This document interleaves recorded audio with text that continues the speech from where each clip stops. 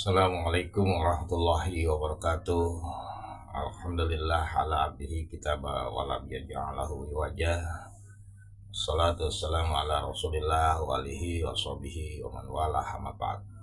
Sahabat-sahabat muslim, sahabat kongyani di mana saja semua sahabat berada, semoga senantiasa Allah mencurahkan kesehatan, lapangan dalam rezeki, kemudahan dalam urusan, tentraman dalam keluarga, diberikan umur yang panjang dalam kebaikan, yang dalam keadaan sakit dibuang penyakitnya dan disembuhkan oleh Allah Subhanahu wa taala, dan yang paling penting tetap istiqomah dalam beribadah kepada Allah Subhanahu wa taala. Amin ya Allah ya Rabbal. Nah, sahabat-sahabat, video itu saya ambil di daerah Bogor ya, dekat di kebun raya Bogor. Menjadi sebuah ibroh ya, nasihat buat kita. Jadi daun gugur ya, itu menunjukkan panas ya yang cukup lumayan ya. Kemudian juga bisa menjadi tanda datangnya musim kemarau ya sahabat-sahabat sekalian. Jadi ini jadi topik yang saya muhasabah muzakarah ya bersama-sama sahabat di mana saja berada, tentu dengan harapan agar ini jadi sebuah pelajaran dan segera kalau memang itu merupakan sebuah indikasi ya, kita bisa segera memohon pertolongan, memprotek diri, memperbaiki diri sahabat-sahabat di mana saja berada. Jadi ini topik yang saya jadikan sebagai kita bahan renungan pelajaran bersama. Terlebih lagi kalau kita hubungkan ya dengan prediksi dari ilmiah ya, badan ya BMKG ya, badan ya meteorologi, klimatologi ya, kemudian geofisika ya. Nah, itu.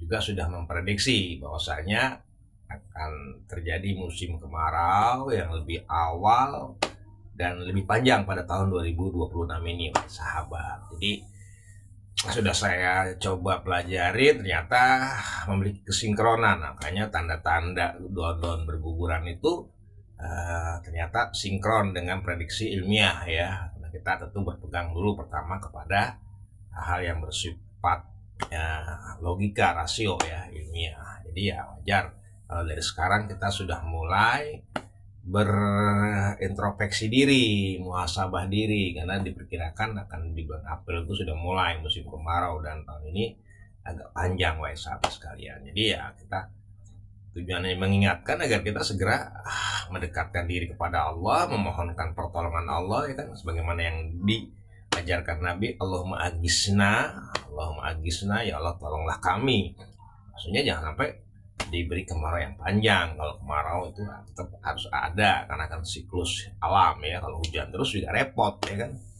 Tapi jangan yang panjang yang akhirnya menimbulkan kekeringan yang tentu akan menyulitkan kita. Itu sudah menjadi sebuah musibah dan bahkan bisa menimbulkan bencana. Nauzubillah, summa nauzubillah min dzalik. Jadi sahabat-sahabat yang dirahmati Allah Subhanahu wa taala, dalam kesempatan ini kita coba lebih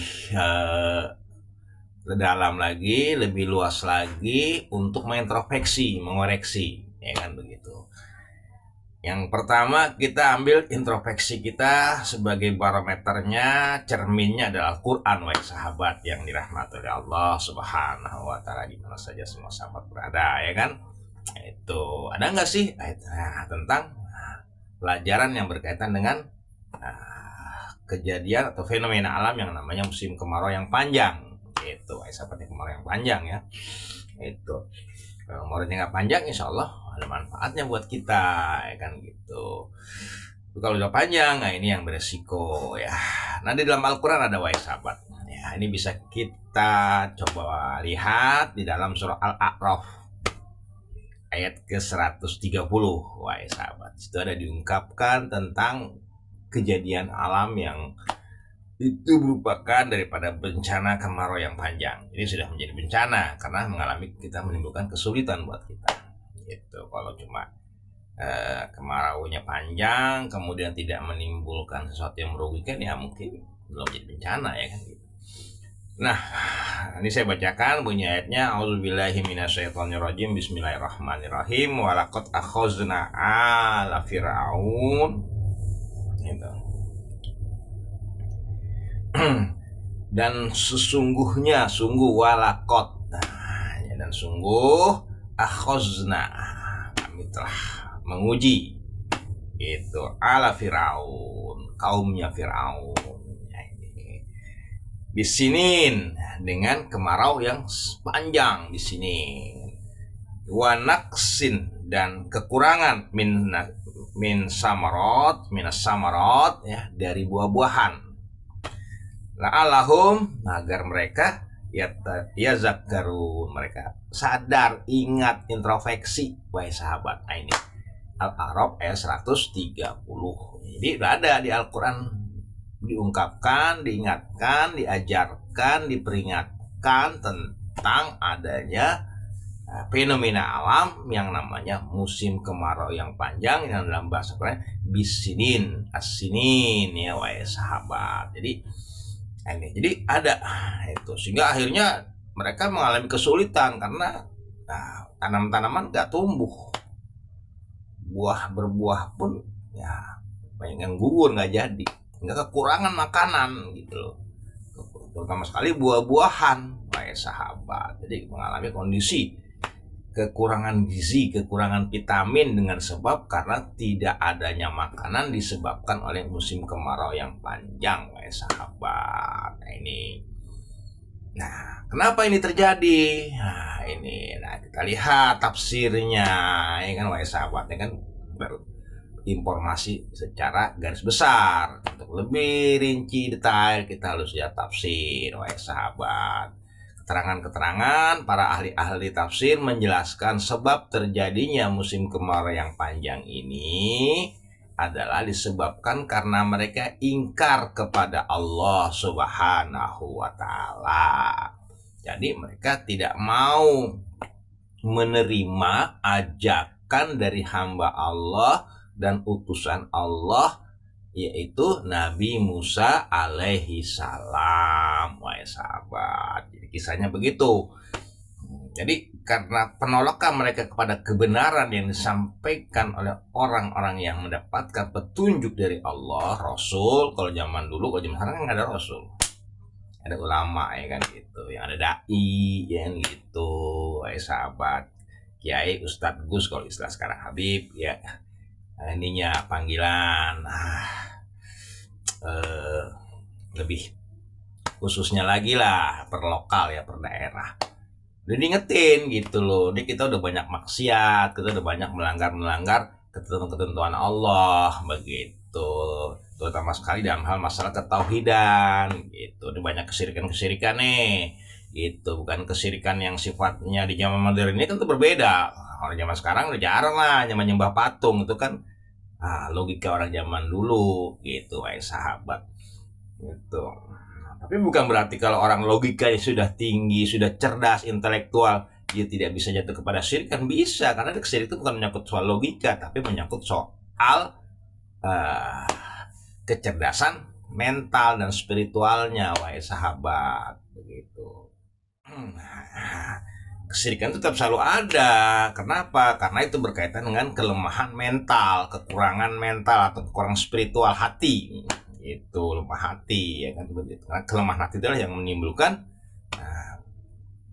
dorongan untuk berbuat syirik, ya. Karena orang nggak kuat menghadapi ujian, akhirnya memintalah kepada sesuatu yang lebih praktis, ya kan. Nah, karena kalau minta kepada Allah, kan Allah susah terjangkau oleh logika, nggak nyata wujudnya oleh mata kita, oleh pendengaran kita, gitu, wahai sahabat.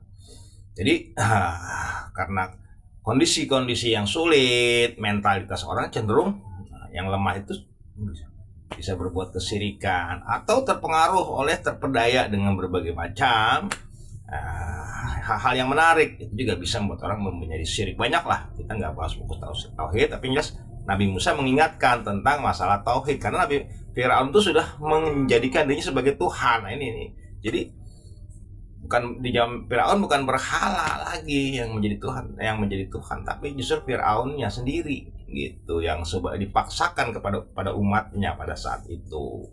Itu. Jadi seorang penguasa pun bisa merusak akidah-akidah rakyatnya. Lanjut ke musim kemarau. Jadi itu karena penolakan-penolakan itu diingatkan gitu loh, bahwa apa yang disampaikan Nabi Musa itu adalah sebuah kebenaran gitu, merupakan utusan dari langit. Nah, kan dikasih tanda fenomena alam gitu loh, biar berpikir, tazakar, inget nih, pikirin nih apa salahnya nih gitu, wahai sahabat. Tapi ya memang Firaun udah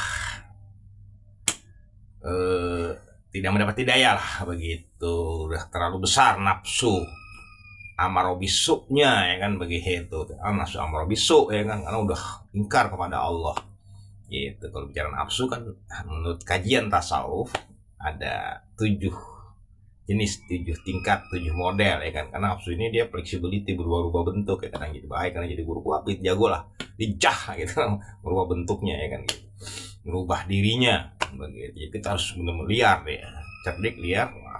Jadi kita harus betul-betul mujahadah untuk mengalahkan dia, menundukkan dia, melemahkan dia, mendidik dia, wahai sahabat. Ini dia. Jadi cukup tinggi amarah bisu. Jadi dia menolak kebenaran begitu. Menurut kajian dihubungkan dengan tasawuf. Jadi nafsu itu terbagi 7 ya kan. Nah, itu yang pertama yang palingnya ini amarah bisu. Amarah bukan amarah itu bukan marah, bukan ya. Amarah itu amaro. Amar, amir, perintah. Gitu, halal. Gitu. Kalau amarah lain lagi. Godok bahasa Arabnya ya kan gitu, marah, emosi yang panas semua. Kalau amaroh itu kata amir, amar ya, itu dia nyambung ya kan, amirul mukminin, amaroh, umaro sama amaroh, jadi memerintahkan untuk buruk ya, dengan keburukan dan berbuat buruk. Ayo sahabat-sahabat sekalian itu. Nah kalau orang yang dapat hidayah mulai itu sadar, masuklah ke nafsu yang punya kesadaran itu, namanya nafsun lawamah gitu. Terus dijaga atau diinikan terus nafsunya dididik meningkat tuh sampailah menjadi baik ya, namanya nafsu mulhamah gitu. Nah di sini orang banyak lalai nih, lupa, nggak periksa lagi nafsunya. Jadi ke nafsu bahasnya kemarau lagi, lanjut.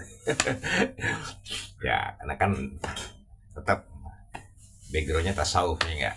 Iya, teori nggak apa-apa, perlu belajar ya kan gitu. Zaman karena udah semakin akhir zaman nih, ya udah akhir zaman, jadi apa aja kajian udah mulai harus kita buka-buka. Zaman dulu ya ini buat ini begini, banyak lah pakem-pakem untuk menjaga jangan sampai salah paham ya kan gitu, salah arti atau beresiko. Makanya dibuat kurikulumnya lebih ketat zaman dulu. Kalau zaman sekarang udah kebuka terus nggak bisa ya, secara teknologi udah ngebuka, jadi kita mau nggak mau ikut ngebuka juga biar nggak gagal paham, wahai sahabat. Nah itu jadi keingkaran kepada Allah Subhanahu wa Ta'ala, apa itu berupa kesyirikan, apa itu berupa kemaksiatan ya, itulah yang menyebabkan ya timbulnya kemarau. Yang paling pertama kali menyanyiakan, menolak, mengingkari para dai-dai Allah, wahai sahabat, yang betul-betul menyampaikan kebenaran.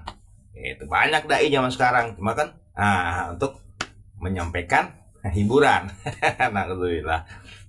Iya kan, iya, enggak umat jangan diturutin terus.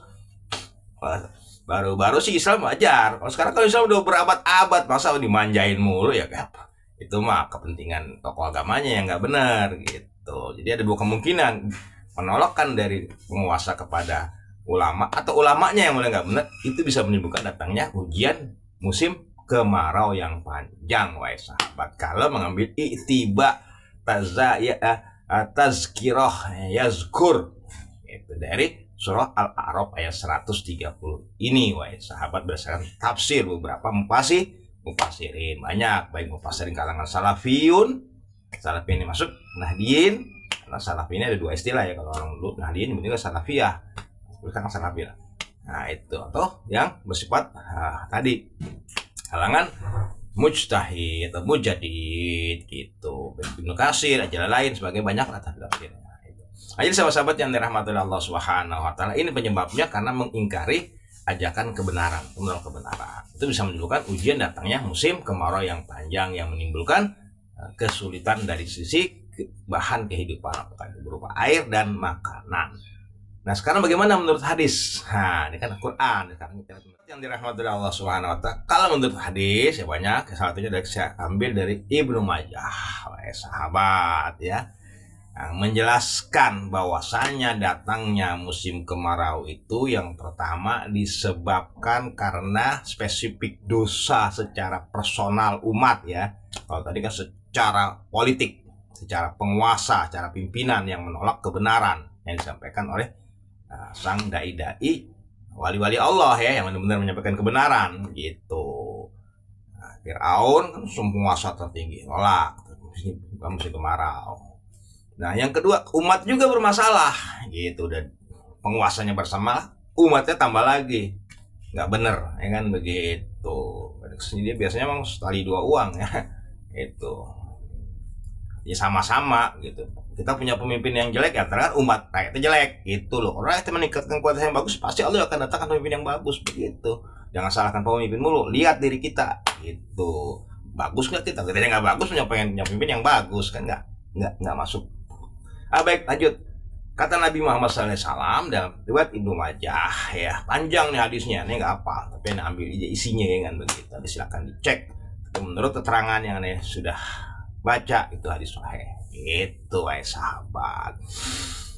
Yang pertama menjelaskan dari Ibnu Majah adalah sebab musim kemarau itu ada di dalam hadis itu panjang itu. Pertama karena umat rakyat ya, masyarakat itu sudah mulai berlaku curang. Yaitu mengurangi timbangan, takaran. Ini wahai sahabat, kan curang kan? Iya, mau untung gede ya, mau dapat duit banyak ya kan, hak orang diambil. Nauzubillah, subhanallah. Itu yang pertama. Nah, mengurangi timbangan itu kan bahasa kias zaman dulu atau fenomena kejadian zaman dulu. Zaman sekarang kan beda ya kan gitu. Dunia semakin berkembang, jadi bentuk bisnis perdagangan itu semakin lebih luas. Intinya adalah kecurangan, egoistis, keserakahan, mengambil hak orang lain, itu aja. Gitu, melalui jalur dagang, karena penipuan, manipulasi. Cuma sekarang banyak manipulasi. Nauzubillah, subhanallah. Nah, itu yang pertama, jangan ambil hak orang ya. Itu aja intinya ya itu. Nah, kalau diikuti bahasa letterlak ya jarang, orang sekarang dagang terbatas. Maksudnya kalau menurut hadis tadi ya, lu dagangin korma, di Arab sekarang nggak ada sih jual korma. Nah itu, jadi sahabat-sahabat sekalian itu, ini banyak orang sudah mulai pada egois, pengen ngambil hak orang lain, pengen dapat uang banyak tapi dengan cara yang nggak bagus. Nauzubillah, subhanallah. Itu yang pertama dalam hadis tersebut. Itu. Yang kedua, orang-orang yang sudah punya duit serakah, nggak mau memberi, berbagi, nggak mau menunaikan zakat yang diwajibkan oleh Allah Subhanahu Wa Taala. Nauzubillah. Inti situ. Penguasanya zalim, kufur kepada Allah, merendahkan Allah, meremehkan Allah, mengecilkan Allah, nggak yakin, nggak percaya kepada Allah, sehingga hukum-hukum peraturannya diabaikan, tidak diperhatikan. Ada seruan juga ditolak, bahkan dituduh dengan tuduhan-tuduhan yang macam lah, radikal, ekstrim, sebagainya. Nauzubillah, zalik ya, sesat sebagainya ya kan. Ulamanya tambah lagi juga cari dunia, akhirnya mendukung kemauan sang penguasa itu. Nah tambah lagi rakyat udah mulai pada curang, hak orang diambil ya kan, alasan dagang tapi kurang-kurangin hak orang, pengen untung banyak. Nauzubillah, udah banyak duitnya nggak mau bayar zakat, udah siap-siap kemarau akan datang. Nauzubillah, subhanallah. Jadi sahabat-sahabat sekalian yang dirahmati Allah Subhanahu wa Ta'ala, itu dan menurut hadis Ibnu Majah lagi nih, satu lagi nih yang perlu digarisbawahi, kalau perlu garis silang, jangan sampai terjadi ya. Nauzubillah. Masih dilihatkan Ibnu Majah, baik sahabat. Musim kemarau itu yang lebih ngeri, yang mudah-mudahan nggak masih jauh. Itu sebagai salah satu tanda-tanda munculnya yang namanya Dajjal. Nauzubillah, summa nauzubillah. Demi detailnya silakan belajar sendiri. Ada cuma mengingetin. Nauzubillah, subhanallah. Allahumma nauzubillah minal bala wal waba'i wal fahsya'i wal munkar. Rabbana hab lana min azwajina wa min dzurriyyatina qurrata a'yun waj'alna lil muttaqina imama. Allahumma ajisna. Allahumma ajisna. Allahumma ajisna. Rabbana atina fid dunya hasanah wa fil akhirati hasanah wa qina adzabannar. Amin ya Allah ya rabbal alamin. Wa afwan minkum. Maaf. Sebagai bahan renungan kita aja. Mudah-mudahan Allah jauhkan kita dari yang namanya berbagai macam yang tidak kita inginkan, tidak baik. Apa itu musim kemarau atau musim hujan yang menimbulkan musibah, apapun bentuknya, yang tidak baik, yang tidak kita inginkan, dijauhkan oleh Allah kita semuanya, khususnya pribadi, keluarga, anak keturunan kita, saudara-saudara kita, lingkungan kita, dan bangsa Indonesia dan umat manusia, khususnya umat Islam.